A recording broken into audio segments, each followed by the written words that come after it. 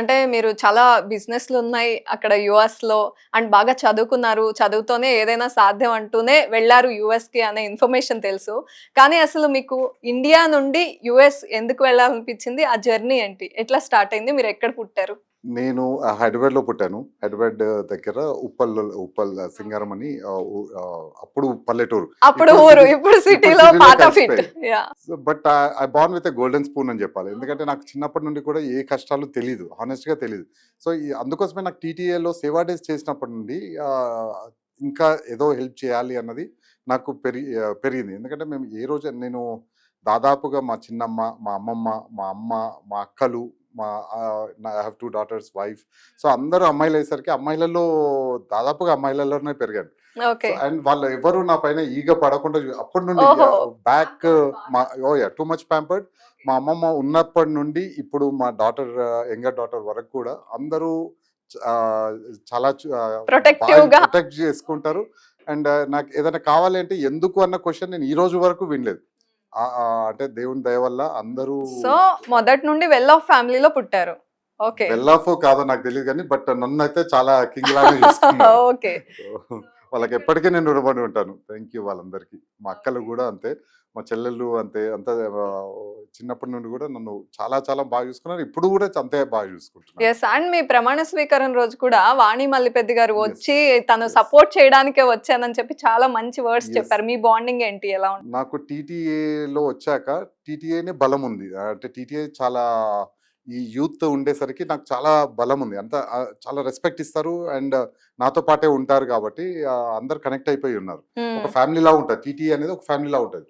And మొన్న ఆహ్, మన బోర్డ్ మీటింగ్‌లో ఏమైందంటే, ఈ మా సిస్టర్స్ కానీ, మా బ్రదర్ ఇన్ లాస్ కానీ, అండ్ మా అల్లుళ్ళు అండ్ ఫ్రెండ్స్ అందరూ వచ్చేసరికి అది ఇంకా మా మామయ్య నాకు చిన్నప్పటి నుండి చెస్ ఆడడం కానీ, ఆడు చదువు చెప్పిన మామయ్య వాళ్ళు యూఎస్‌కి రావడము, దానికోసము రావడము, అలా చాలా అంతా ఫ్యామిలీ ఉంది. అది నాకు బోర్డ్ మీటింగ్ కన్నా ఎక్కువ ఒక ఫ్యామిలీ ఫంక్షన్ లాగా ఉండింది. అండ్ నాకు కాస్త లోపల భయం ఉండింది. అయ్యో! ఫ్యామిలీ అంతా బోర్డ్ మీటింగ్‌కి ఫ్యామిలీ వచ్చారు అన్న భయం ఉండింది. కానీ బట్ మా అడ్వైజరీ కౌన్సిల్ గాని, మా ఫౌండర్ మల్లారెడ్డి గారు గాని చాలా ఆహ్, పాజిటివ్‌గా పాజిటివ్‌గా తీసుకున్నారు. తీసుకున్నారు. ఓహ్! నవీన్ నీకు చాలా సపోర్ట్ ఉంది. మీ ఫ్యామిలీ వచ్చింది అని. సో, అది నాకు ఇంకా హ్యాపీ అనిపించింది. ఓకే. నాతో పాటు టీటీఏ ఫ్యామిలీతో పాటు మా ఫ్యామిలీ కూడా జాయిన్ అవ్వచ్చు. వాళ్ళు కూడా సేవ చేయొచ్చు. సో, వాళ్ళని కూడా నేను పుల్ చేయాలి అన్నది నేను చాలా హ్యాపీగా అనిపించింది. అండ్ ఇండియా నుండి మా ఫ్రెండ్ వాళ్ళ అబ్బాయి కూడా వచ్చారు. జస్ట్ ఇండియా ఓతు కోసం. నుండొచ్చారు. జస్ట్ ఓతు కోసం వచ్చారు. వాళ్ళు ఓహో! ఏది మీ ఓత్ ఆశించకుండా సెరమనీ కోసం. అంతే. ఏది ఆశించకుండా ఓతు కోసం మేమెళ్ళాలి అని. ఎందుకు అంటే వాళ్ళు సేవా డేస్ చేసినప్పుడు నాతో పాటు ఉన్నారు. సో, వాళ్ళకు నచ్చి ఆర్గనైజేషన్ నచ్చి అరే! వీళ్ళు ఎక్కడో యూఎస్‌లో ఉండి ఇక్కడ చేస్తున్నారు అని జస్ట్ సపోర్ట్ చేయడానికే వచ్చాడు. అండ్ ఆహ్, ఇవాళ కూడా మా అందరి ముందు చెప్తున్నారు. నవీన్ ఏ పని చేసినా కూడా మేముంటాం. We are there. We will support అని. సో, నాకు ఆ కాన్ఫిడెన్స్ యూఎస్‌లో ఉంది. ఇప్పుడు ఇంకా ఇండియా కూడా తోడైతే నాకింకా రెట్టింపు ఎనర్జీ వస్తుంది. ఓకే. మీరక్కడ ప్రెసిడెంట్‌గా ఎలక్ట్ అయ్యాక ఫస్ట్ టైమ్ విజిట్ చేస్తున్నారు కదా ఇండియా? అవును. ఫస్ట్ టైమ్ ఒచ్చాను. బట్ పర్పస్ నాకు అనుకోకుండా రావాల్సొచ్చింది. మా కజిన్ మేము కలిసి పెరిగాము. హి పాస్డ్ అవే. సో, నేను ఓహోహో! దానికోసం రావాల్సొచ్చిన ఎమర్జెన్సీలో వచ్చాను. ఆహ్, బట్ నెక్స్ట్ టైమ్ వచ్చినప్పుడు కార్యక్రమాలు కూడా ఇంకా చాలా స్పీడ్‌గా చేస్తాం. ఇప్పుడు మేము ప్రతి ఊర్లో ఒక గ్రూప్స్‌లాగా ఫార్మ్ చేస్తున్నాం. ప్రతి కమిటీస్ ఫార్మ్ చేస్తున్నాము. సో, రేపు అందరితో సేవ చేపియాలని అంటే నాకొచ్చిన ఆపర్చునిటీని ఇంకా నాలాంటి వాళ్ళు ఎవరైనా ఉంటే వాళ్ళని కూడా పుల్ చేయాలని అనుకుంటున్నాం. అండ్ చేస్తాం. రైట్. అంటే జనరల్‌గా ఇలా టీటీఏ లాంటివి సేవా కార్యక్రమాలే చేస్తాయా? లేకపోతే జనరల్‌గా చాలా మంది స్టూడెంట్స్ అక్కడికొచ్చి చాలా ప్రాబ్లమ్స్ ఫేస్ చేస్తారు. అవును. అంటే క్రెడిట్ కార్డ్ స్కామ్ జరుగుతది. అవును. రకరకాలుగా విన్నాం మేము. అవును. అంటే అట్లాంటి వాళ్ళు కూడా అప్రోచ్ అవుతారా? ఇంకా చాలా ఆ! చాలా వాటికి రకరకాలు. మాకు ఇక్కడ సేవ ఇండియాలో చేస్తాం. హ్మ్. కల్చర్ అక్కడే చేస్తాం. హ్మ్. ఎందుకంటే ఇక్కడ ఉన్న కల్చర్‌ని మేము అక్కడ తీసుకెళ్ళాలి. ఓకే. అక్కడ ఉన్న వాళ్ళందరూ బ్యాక్ హోమ్‌కి ఏదో ఒకటి చేయాలని చెప్పి ఇక్కడ సేవ చేస్తుంటాం. సో, అక్కడ మా దగ్గర ఉన్న వాళ్ళ దాంట్లో ఇక్కడ పేరెంట్స్ ఉంటారు. సో, ఇక్కడ పేరెంట్స్‌కి ఏదైనా జరిగినా కూడా మా వాళ్ళు రెస్పాండ్ అవుతారు. అండ్ దాన్ని మేము ఇంకా పెంచాలని ఇక్కడ లోకల్ కమిటీస్ ఇవన్నీ ఫార్మ్ చేస్తూ ఉన్నాం. సో, అక్కడ ఉండి ఎందుకంటే ప్రతి ఒక్కరు ఇమ్మీడియేట్‌గా రాలేరు. మోస్ట్ ఆఫ్ ద డేస్ ఏమవుతుందంటే ఈ రోజులలో ఏమవుతుందంటే చాలా మంది కిడ్స్ అక్కడ ఉన్నారు. ఓన్లీ పేరెంట్స్ అంటే మా పేరెంట్స్ కూడా ఇక్కడే ఉంటారు, ఇద్దరే ఉంటారు. సో ఆ పేరెంట్స్ అలాంటి వాళ్ళకి మేము చేయాలి, ఏదైనా హెల్ప్ చేయాలి, వాళ్ళకి అవసరం ఉంది అంటే వాళ్ళు వచ్చే లోపల మేము వాళ్ళని కొద్దిగా కవర్ చేయాలని ఇక్కడ కమిటీస్ ఫామ్ చేస్తున్నాం. సో సేమ్ థింగ్ ఇప్పుడు యుఎస్లో పేరెంట్స్ ఇక్కడ ఉన్నారు, కిడ్స్ అక్కడ ఉన్నారు. పేరెంట్స్ కూడా చాలా టెన్షన్ అవుతుంటారు, మా కిడ్స్ అవునవును. ఎలా ఉన్నారు, అవును. ఏమవుతుంది. ఎందుకంటే ఈ మధ్య కాలంలో చూస్తే హ్మ్. యాక్సిడెంట్స్ ఎక్కువ అవుతున్నాయి. అవును. జనాలు ఫ్రాక్చర్స్ కానీ చనిపోవడం కానీ అవన్నీ జరుగుతున్నాయి. సో అందరు పానిక్ సిచ్యువేషన్లో ఉంటారు ఆ టైంలో. సో అందుకే మా కమ్యూనిటీ సర్వీసెస్ చాలా స్ట్రాంగ్గా పెడదామని మేము కోవిడ్ టైంలో 1866 నంబర్తో ఒక హెల్ప్ లైన్ క్రియేట్ చేశారు. సో దాన్ని ఇంకా బాగా యాక్టివ్గా వాడాలని కమ్యూనిటీ సర్వీసెస్లో జనరల్గా ఒక చైర్ ఉంటారు. మేము ఈసారి ఒక 4 కార్నర్స్లో పెట్టేసి వాళ్ళకి వాళ్ళ రెస్పాన్సిబిలిటీని సేమ్ థింగ్ ఇండియాలో కూడా అలా పెట్టి, అక్కడ ఇష్యూ అవుతే అక్కడ కమ్యూనిటీ సర్వీస్ యాక్టివేట్ అవుతుంది, ఇక్కడ అవుతే ఇక్కడ కమ్యూనిటీ సర్వీస్ యాక్టివేట్ అవ్వాలని. సో ఈ దాదాపుగా అక్కడ ఇక్కడ సేమ్ కమిటీస్ ఫామ్ చేస్తాం. Okay. 1866 number. 1866 help line. Okay. దాంట్లో మన టీటీఏ వెబ్సైట్లో ఉంటుంది అండ్ టీటీఏ ఫ్లయర్స్లో ఉంటుంది. Easy to identify that number. So మీరు కొత్తగా యుఎస్ వెళ్ళినప్పుడు మీకెలా అంటే ఈజీగా అయిపోయిందా? లేకపోతే కొంచెం టఫ్‌గా ఏమన్నా అనిపించిందా? నేను చెప్పినట్టు నాకు చిన్నప్పటి నుండి ఓకే. యుఎస్‌లో కూడా హ్యాపీగానే అక్కడ కూడా ఉన్నారు. ఎందుకంటే మా అక్కలు ఓకే. ఇద్దరు అక్కలు అప్పటికే రైట్. వెళ్ళారు, ముందే వెళ్ళిపోయారు. ముందే వెళ్ళారు. హ్మ్. వెళ్ళినప్పుడు నాకేమైందంటే ఇంకా ఈజీ అయిపోయింది. అంటే నాకు ఓకే. ఎస్ఎస్ఎన్ అప్లై చేసుకోవడం కానీ హ్మ్. ఎలాగని ఏంటంటే యెస్. ఎస్ఎస్ఎన్ అప్లై అవును. చేసుకోవాలి, అవును. లైసెన్స్ తీసుకోవాలి. హ్మ్.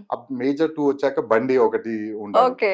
అవి ఆ 3 నాకు ఎలాగానే రెడీగా ఉన్నాయి. ఓకే. దాదాపు వెళ్ళాను, వాళ్ళు తీసుకెళ్లారు, హ్మ్. చేపించారు, అయిపోయింది. హ్మ్. సో చాలా ఈజీ, నా జర్నీ అంతా ఈజీ ఇంతవరకు. స్మూత్‌గా సో ఫార్ వెళ్ళిపోయింది. టిల్ టుడే దేవుడు ఫార్చునేట్ అయితే చాలా. ఫార్చునేట్ అండ్ నన్ను ఒక డైరెక్షన్ లో నడిపిస్తున్నట్టున్నాడు. టీటీఏలోకి రావడం కానీ, యోయోలోకి రావడం కానీ, మేము షార్లెట్లో ఒక టెంపుల్ కట్టించాము. ఆ టెంపుల్ కట్టియడం ఇవన్నీ నేను ఏదో ప్లాన్ చేసింది కాదు. అమెరికా వెళ్ళడం కూడా అది నేను ఇంట్లో ప్లాన్ చెప్పకుండా కాదా? వెళ్ళాను. వెళ్ళడం కూడా నేను ఇంట్లో చెప్పలేదు, అవునా? ఏదో వెళ్ళాల్సి వచ్చింది అంతే. ఓకే. సో ఏది నేను ప్లాన్ చేయలేదు, బట్ అన్ని జరుగుతూ ఉన్నాయి and I'm so fortunate till today, till now. TTA ప్రెసిడెంట్‌గా అదొక గౌరవప్రదమైన ఒక పొజిషన్. కానీ దాంతో పాటుగా ఇట్స్ ఏ బిగ్ రెస్పాన్సిబిలిటీ. ఆ రోజు ఆ క్షణాన ప్రమాణ స్వీకారం చేసినప్పుడు ఎలా ఫీల్ అయ్యారు? నిజంగా దీప నువ్వు అన్నట్టు బిగ్ రెస్పాన్సిబిలిటీయే. It's not easy. ఒక ఒక ఆర్గనైజేషన్కి ప్రెసిడెంట్ అయ్యి దాన్ని మెయింటైన్ చేసి, ఎందుకంటే మనం చేసే అన్ని మంచి ఇంటెన్షన్స్తోనే చేస్తాం. అవును. ఇది బెటర్ చేయాలనే, ఇంకా బెటర్ చేయాలి, ఉన్నదానికన్నా ఇంప్రూవ్ చేయాలని అనుకుంటాం. కాకపోతే మనకు తెలియని మిస్టేక్స్ అవుతాయి అన్నది ఒక ఒక భయము లోపల ఉంటుంది.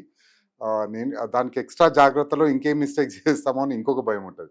సో మోస్ట్లీ ఏది తప్పు చేయకుండా నా హార్ట్ ప్యూర్ అండ్ నేను మంచి చేయాలని అనుకుంటున్నాను. ఏది చెడు చేయొద్దన్న నాకు ఆలోచన లేదు. ఒకరికి మామూలుగానే ఇన్ జనరల్గా నేను ఒకరికి హెల్ప్ చేస్తే హ్యాపీగా ఫీల్ అవుతాను. అండ్ ఈ ఆర్గనైజేషన్లోకి వచ్చాక నాకు ఇంకా అది ఇంకా చాలా ఒక 1000 రెట్లు పెరిగిపోయింది. హ్మ్. సో ఇప్పుడు మా డాక్టర్ పైల మల్లారెడ్డి గారిని చూసుకుంటే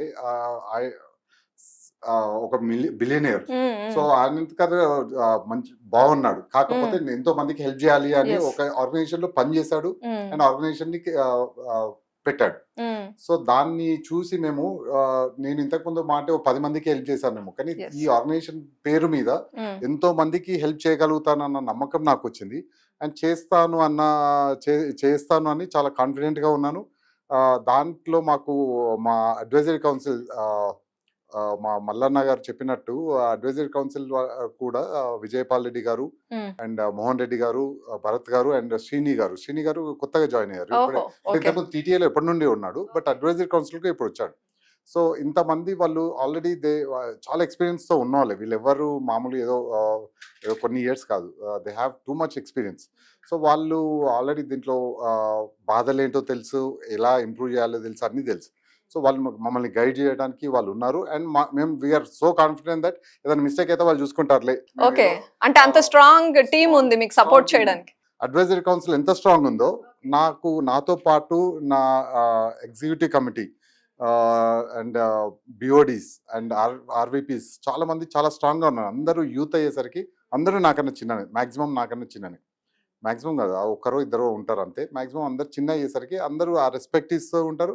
ఏదైనా చెప్పాల్సిన అవసరం లేదు, నా నోట్ల నుంచి వచ్చింది అంటే వాళ్ళు రెడీగా ఉంటారు చేయడానికి. సో అది నాకు చాలా ప్లస్ అవుతుంది. అండ్ నేను చేయాలనుకున్నది నేను ప్రతి దగ్గర పరిగెత్తలేను కాబట్టి వాళ్ళందరూ ఉన్నందుకు నాకు చాలా కాన్ఫిడెంట్గా ఉంది. రైట్.